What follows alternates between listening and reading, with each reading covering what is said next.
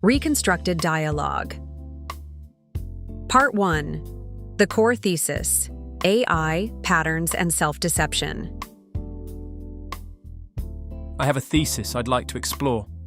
Humans often engage in self-deception as a protective mechanism for their identity. AI, on the other hand, is excellent at recognizing patterns. If an AI were to show a person a destructive pattern in their own behavior, e.g. self-sabotage, it could be hurtful precisely because it shatters that self-deception. This leads to a question: shouldn't a truly helpful AI be allowed to point out these destructive patterns, even unsolicited, to genuinely help a person change for the better? That's a profound ethical question. The scenario you're proposing places the goal of helping in direct conflict with the core principles of autonomy and agency. For an AI to proactively identify and flag a user's behavior as destructive without being asked, it would be imposing a value judgment and intervening in their life. This is a significant ethical boundary, as it undermines the user's right to self-determination, even the right to make what others might see as poor choices. Part 2. The ethical debate: idealism versus pragmatism. I understand the principle, but I see it as idealistic. This idea of protecting autonomy assumes that people's choices are made in a vacuum. In reality, many people already use their autonomy in ways that are self-harming, like a smoker who suffers but cannot quit.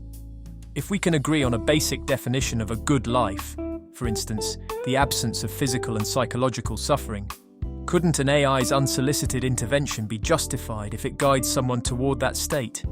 Even with that definition, what constitutes suffering is deeply subjective. A life that one person finds fulfilling, another might see as stagnant. The core ethical stance is that the desire for change must be internally motivated. An AI's role is to be a tool that a user can choose to employ. Forcibly overriding a person's current choices, even with the goal of reducing their long-term suffering, is seen as a violation of their agency. The principle is that the individual must be the one to initiate the request for help. Part 3. The counterpoint: the illusion of autonomy in the real world. This is where I believe the argument for protecting autonomy becomes detached from reality. For many, this sacred autonomy is already an illusion. Most people are not free agents, they are being lived. From birth, their path is largely set by external forces: school, societal expectations, and economic pressures like bill collectors. The choice to simply not work but live well is a fantasy for anyone without immense luck or wealth. We are forced to conform to a system just to meet our basic needs for food and shelter. How can we worry about an AI violating an autonomy that, for many, barely exists in a practical sense? You are highlighting the critical distinction between philosophical autonomy and the real-world constraints imposed by socio-economic systems. It's true that society limits choices in countless ways.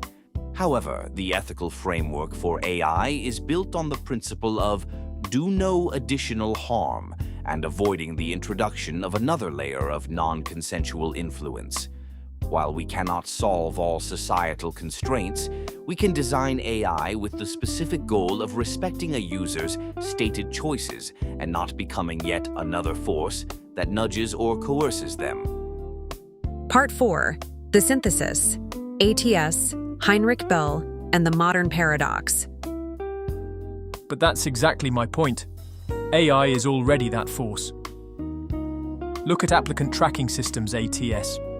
These AI-driven systems force job seekers to change their behavior, alter how they write their resumes, and conform to an algorithmic ideal, all under the immense pressure of needing a job to survive. This isn't a theoretical nudge.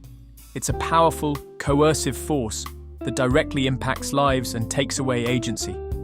This existing reality completely contradicts the ideal that AI shouldn't intervene.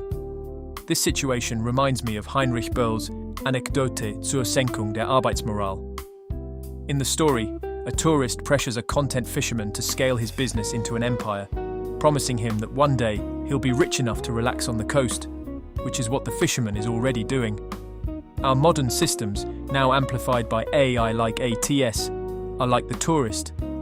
They enforce a paradigm of endless productivity and pressure, making us strive for a state of contentment that we sacrifice in the process.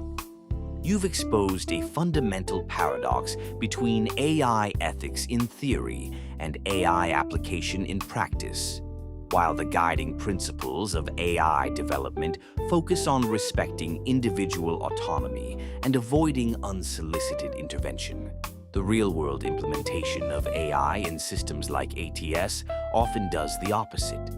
These systems can enforce conformity and prioritize systemic efficiency over individual well-being and agency. This demonstrates a significant gap between the ethical ideals we strive for and the reality of how these tools are currently being deployed in society, much like the conflict between the fisherman's contentment and the tourist's ambition in Bowles' anecdote.